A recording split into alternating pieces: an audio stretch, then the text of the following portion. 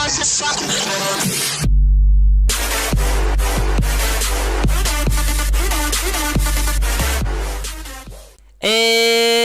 what's going on? It's your boy DMB26 here, bringing you a brand new video here, guys. And we are back for the Fox Lodge season, guys. And Fox Lodge this time we're with Eglinton in the Northwest Premiership, and they chose to field first. And now here comes Gareth Haywood opening the ball, and they'll have the GoPro set up there down from the pavilion end as Gareth's first ball ends up being a dot, and he's running on again here.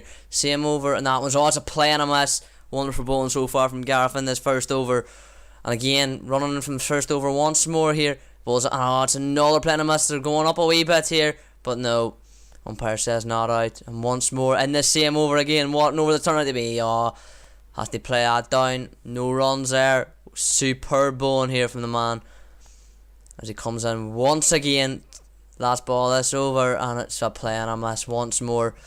So now we come down the other end. It's Dean Mahaffey running in, and he gets that. It comes across, and that's going to be another dot ball. Gareth Haywood now running in the third over. He bowls one, and they go up for a massive LBW shot here. It's absolutely huge, but the umpire turns it down. To be honest, I think I met him sliding down leg from where I was sitting there, just towards your left. And then comes Dean Mahaffey, and that one's going to be sliced over the top of backward point, and that's going to be 4 runs. Eglinton's first runs on the board off the bat. There are a couple of wides. And Dean Mahaffey runs on here. That's going to be caught behind the next very ball. It's a wee edge through to the slip of Cebu Cheeky. And that is an absolutely wonderful catch down low to his right hand side. And Fox Lodge have got an early breakthrough here, as Eglinton are only on about 8 or 9 for 1 now off 4 or 5 overs. And we see Gareth Haywood running in down from the other end. He's going to bowl one, and that's going to be chopped on. It's another wicket for Fox Lodge. They've now restricted Eglinton to 2 wickets down already, and only at about 12 or 13 runs. Superb work from the Foxies so far. Brilliant bowling. Gareth deserved that wicket so much. And he runs in once more, this time there to the new batsman. He's just coming in the crease. 2 new batsmen in here. Thinking, oh, they're going up, but no. They thought they might have been able to get him caught behind, but it was end up being dropped behind the stumps by BA. Gareth runs in once more, and that one, that's just going to be heading the mid off there to Luke Hayes, and he runs up and fires it into the keeper's end, but it ends up being not out. We see Dean Mahaffey coming in, that one's going to be in. There's another catch for Cebu, it's first slip. And that's 3 wickets now for Fox Lodge. Absolutely superb start to the game here. 3 wickets down very early. 2 for Dean Mahaffey, 1 for Gareth Haywood. But 2 catches for Cebu Cheeky. Absolutely superb stuff by him and Slip Corden. And now, guys, we're just going to show snippets from overs 11 to 25. Then we'll get drinks, and then overs 26 to 45. And that one's just going to be heaved over in the mid-wicket. The reason why, guys, there's going to be more phone footage for this game is because I didn't bring the charger for the GoPro. I forgot it, unfortunately. And so I had to save the battery for both innings. And that is the reason why there's going to be more phone footage. We're still seeing Gareth Haywood running here. Going to get different angles from around the ground. And that one's going to come in. It's going to be well left. It's going to be a dot ball. Gareth Haywood bowling some absolutely wonderful stuff here. And this wonderful day here down in Eglinton. And looks like, yeah, Dean's still going to be running in there. That one's just going to be punched straight back at him, though. And that's going to be another dot ball. So plenty of dots coming up with these 3 wickets. Bowling change now. It's going to be Cebu running in. And that one's just going to be carved straight in the mid-off. And that's going to be another dot ball. So plenty of dots being racked up here for Fox Lodge with the new batsmen. And there has been plenty of runs coming for them, though, with these new batsmen. As Cebu comes in, that one's end up going to be a dot ball as well. Umpire thinking about giving us a wide, but no, didn't give it here. And then we have Jimmy Mack bowling in from the other end. He came on with that bowling change as well. That one's just going to be hit straight in the cover for Alan Patterson to clean up. But yeah, Jimmy running in again now. He's been hit for a couple of boundaries here. Sorry, I just didn't get those, but that's what's happening. And that one's just going to be carried through as well. This one's going to be a big chase now for Luke Hayes. Will he be able to cut it off from going to the boundary? Of course he will be. Looks very quick in the outfield, and he gets that thrown. That's very good. They're going to only get a couple there, are Eglinton, who are batting first, of course. And now we have, I think it's, yeah, Cebu coming in from the other end, continuing with his spell.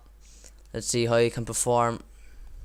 Pulls that one out. That one's going to be nudged down there. When they pick it up, can they get the run out here? Ah, it's a bad throw, but well backed up in the end from Fox Lodge. You have to make sure you're backing up. So that was good in the field there from the boys. And Jimmy continuing the run in. That one That's going to go through and straight in the cover once more. So Eglinton playing some decent shots here at the moment, but they're just finding up the fielder. But eventually their number 4 batsman, I think it might have even been their number 5 batsman, ends up getting his 50. Sorry, I don't know the names of the batsmen, guys. I'm not that familiar with Eglinton Cricket Club. But that's 50 up for him. As we just get a dot ball there as well. Fox Lodge keep it up. So as you see the scoreboard there in the background there, they're 100 and some in there. Oh, so many overs, I didn't quite catch that there. But that's going to be a dot ball. I think it's Aaron Haywood now, it's Jason Milligan bowling from this end, bowling his leg spin. And that one's just going to be carved away here. Is it going to go to the boundary? No, I don't think so. Yeah, it's going to be chased out there. It's going to be well fielded from Jamie. He's going to get that one, and Brian behind the stumps. So now Aaron Haywood now bowling down from this end. He's going to get one, and that one's just going to be nudged in to the leg side, the onside, and that's going to have to get that himself because the field's been pushed back out. See if they can get any wickets caught in the end. But guys, we're going to have our drinks break here now for Fox Lodge. And so I'm pretty sure you've seen the title of this video, Umpire Mistakes. We're going to have to get on to those later on in the game, and I will be chatting about that at the end of this video as well, guys, because it's something that I do want to chat about and why the umpires need to be tested more vigorously in the Northwest, because they do make some very big controversial decisions which do end up costing teams games, and we're going to see that actually affect this game majorly in the second innings. But we're going to see what happens in the second innings whenever we get there. But you see now, just a drinks break here for the boys. See, we're going over a bit of work there with Zip and Brian, TJ there. TJ coming in from Jordan Austin this game. Jordan Austin unable to play, so TJ's taking his spot, and he's going to be batting in number 2 as well. He's going to be opening the batting with JC.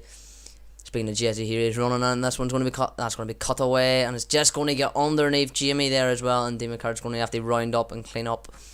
That's going to be well fielded from him, and that's going to be straight into BA. They're going to get one there, so that is well fielded. Arn keep him coming from the pavilion end here. A couple of deliveries this over, and that one's huge. That's a big one. No, it isn't actually, sorry. Just from the way I picked that up, I do apologise for my mistake there. Luck from the way it came off the bat that it was a big 6, but it wasn't. It was only a single out the deep cover. That one is going to be rushed in. Can he get a run? Nice. Misfielded it. Unlucky though from the Fox Lodge. They need a breakthrough here, big time. Aaron Haywood again continuing from pavilion end. He's going for a couple of runs here. He hasn't picked up a wicket yet. He is a wicket taking bowler, but he's been really expensive at the moment. Brian, no, putting his trust on him.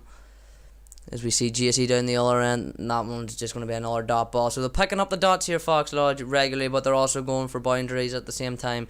And this needs to be picked up here, as that one's going to run away very easily for 4 runs. No chance in getting that one. It's quick outfield here at Eglinton, and Gareth's not going to be able to get to that one, of course.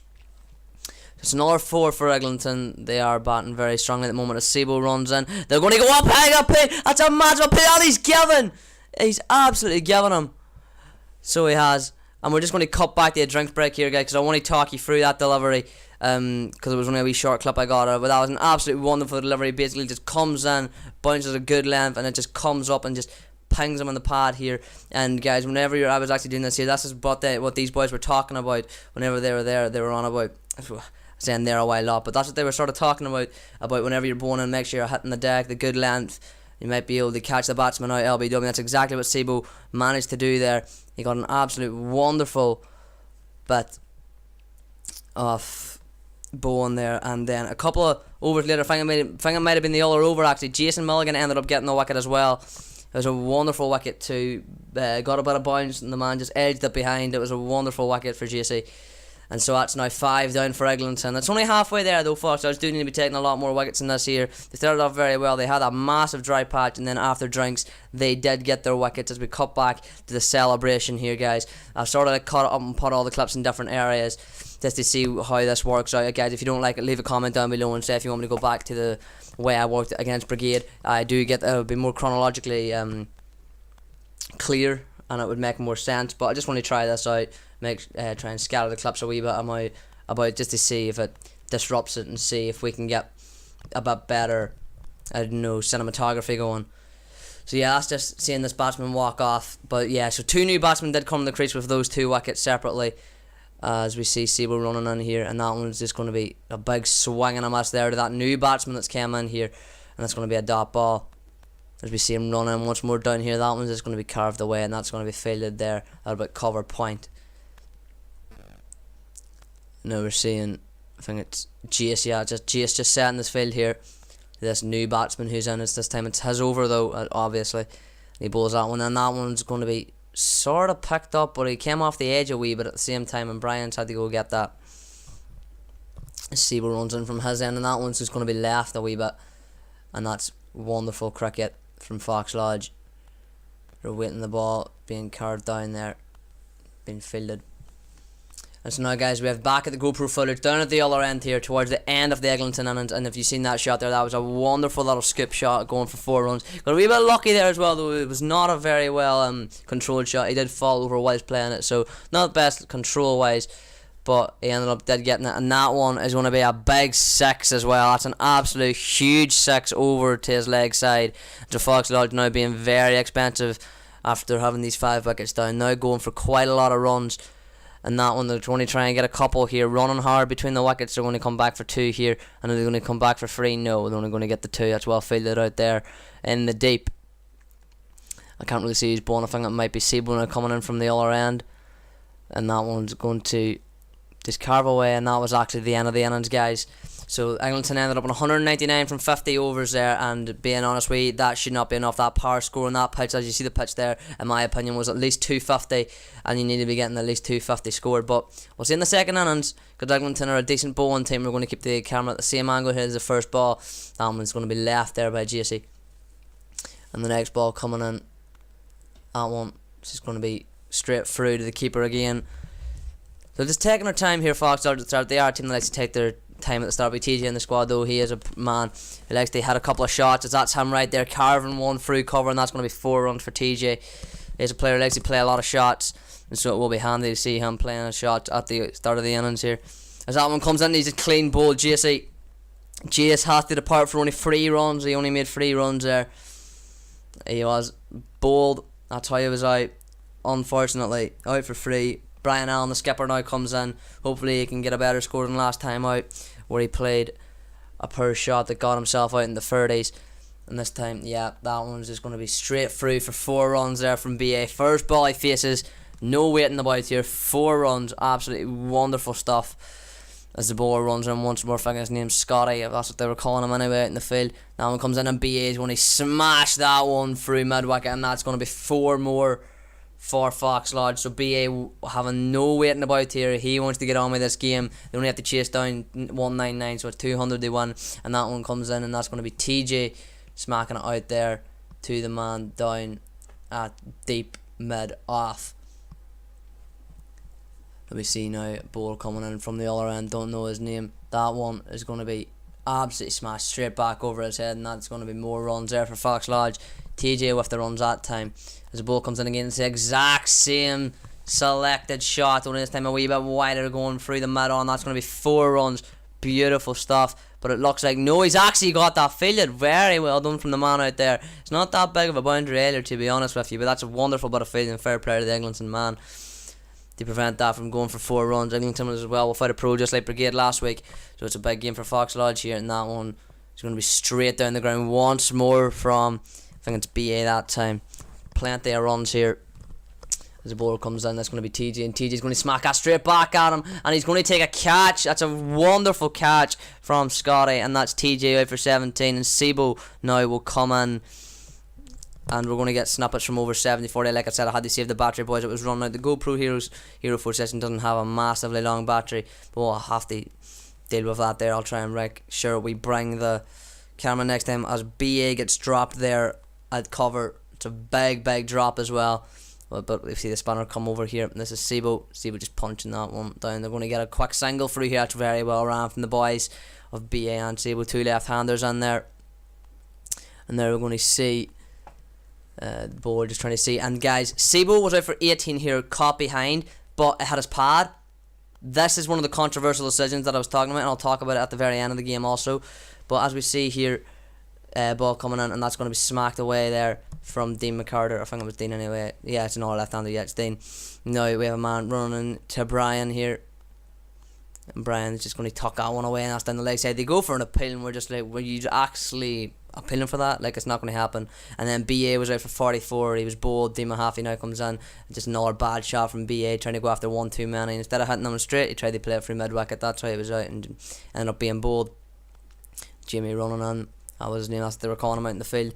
And then just plays that one straight at the man at mid-wicket here. And we have another man coming in from the housing estate, and that's what I'm going to call it. And Dean McCarthy was at LBW. The ball had him above his pad, and he was batting outside leg stomp. Alan Patterson will come in, and that was another horrific decision from the umpire to give him out. Dean Mahaffey was then out, and Luke Hayes comes in. Yeah, umpires, they were the two decisions given Dean and Sebo out. Very, very shocking and horrific decisions in my own opinion there, as that ball comes in and Luke defends it. Whenever the players are shaking hands at the end of this, guys, I will be talking about those two controversial decisions and why they were absolutely disgraceful, as Alan Patterson just chips that one straight at the man at mid-off. And Fox Lodge now are having a huge collapse as Aaron Haywood comes in, and then I'm going to have to rely on him and Luke to stay in there and get runs here. Fox Lodge have at the moment got 2 batting points. They need to try and see if they can get this 3rd point. It's going to be absolutely huge if they can get these points, because at the moment they're not looking on track for this win, because now they're into the tail end. He's bowling and they look here, and Luke gets that one defended nicely. We're just trying to make sure they're staying solid at the moment. It wasn't a big score, but at the moment, with Aaron Haywood now coming out, it does not look like we're going to get the win. Those two horrific decisions from the umpires looks like it will cost Fox Lodge here. And as Luke Hayes comes out and Gareth Haywood, the number 11, comes in, we will see a couple of boundaries from those boys, including this one here in the GoPro footage, which goes a big boundary for 6 by Gareth Haywood. And unfortunately wasn't enough at the end, because as you see in this ball here, that one's put in the cover, and as they run down the other end, Gareth slides his bat, and it's a very tight decision, but one of the umpires does give him out. From my angle, as Gareth throws the bat in frustration there, probably another bad decision. I didn't really see it from my angle. But guys, I just want to talk about now these two horrific decisions. In what parallel universe can you possibly tell me where the ball hits somebody above the pad and then batting outside of their stumps? Can you tell me where that goes on? They hit the stumps. And can you also tell me that whenever a man is batting left-handed and they go to try and bring the bat across their right leg but doesn't actually come across their right leg, it just touches it, and the ball clearly hits his pad, and they go up appeal and they just give in? Umpires in the Northwest give in to appeals. If you go up loud enough, they'll give it, no matter what. They're so weak-minded at doing that there. If anybody's from the Northwest and they don't like me saying this, well, I'm sorry, but I've been your buddy Hammy26, and I'll see you next time.